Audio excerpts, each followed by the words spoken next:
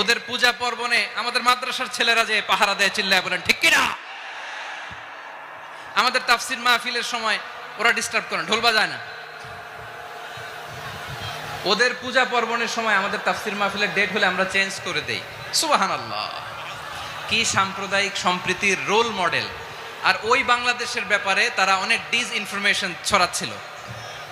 ভারতের অনেকগুলো গণমাধ্যম, আমি জেনারেলাইজ করব না, আমাদের প্রতিবেশী দেশের সব গণমাধ্যমকে আমি দোষ দিতে চাই না, অনেকগুলো গণমাধ্যম তারা ডিসইনফরমেশন শেয়ার করেছে।